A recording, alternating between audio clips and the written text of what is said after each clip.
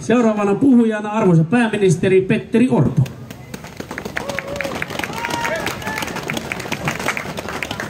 Hyvät kuulijat, hyvät espoolaiset, hyvät helsinkiläiset, on todella ilo olla täällä tänään. Me ollaan juhlimassa suurta päivää Suomen pääkaupunkiseudun kannalta. Raide-Jokeri on tähän asti tärkein yksittäinen pääkaupunkiseudun poikittaista liikennettä parantava hanke. Hanke on osoitus paitsi pääkaupunkiseudun vetovoimasta ja kasvusta, niin se on osoitus myös siitä, että pääkaupunkiseudulla osataan nykyään tehdä yhteistyötä. Tässä kun apulaispormestari Sinnemäki muisteli, miten hän on ollut jo 90-luvulla pohtimassa sitä, miten liikenne siirtyy raiteille, niin minulla oli taas ilo olla mukana Sipilän hallituksessa tekemässä päätöstä valtion osalta Raide-Jokerin rakentamiskustannuksiin osallistumisesta. Siksi tämä hanke on henkilökohtaisesti minulle myös tuttu ja läheinen. Vuoden 16 keväästä on kulunut jo paljon aikaa, mutta se on hieno nähdä, miten suuret hankkeet toteutuu ja pääsee maaliin ja vielä etuajassa. Ja tästähän se Raide-Jokerin ja kehityksen varsinainen vaihe vasta alkaa.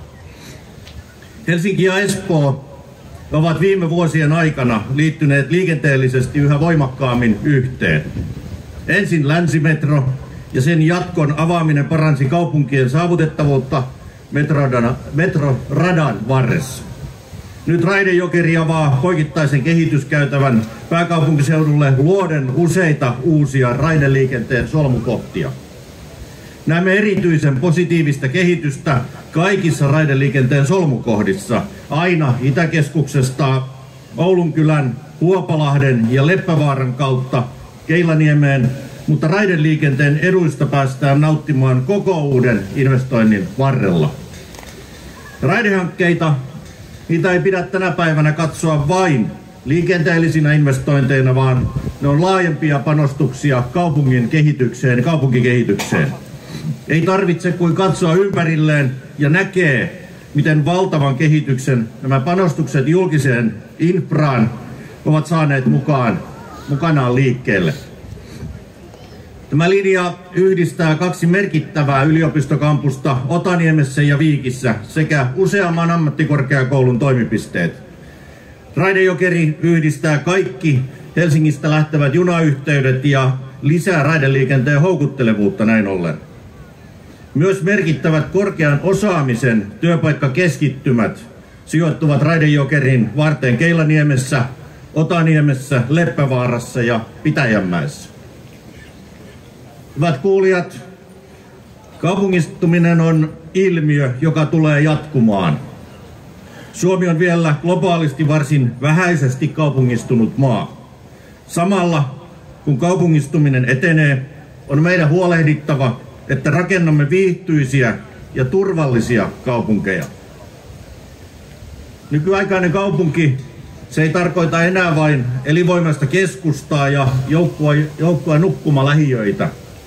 Ihmiset arvostavat sekoittunutta kaupunkirakennetta, jossa mielenkiintoisia asioita tapahtuu myös muualla kuin siellä keskustassa.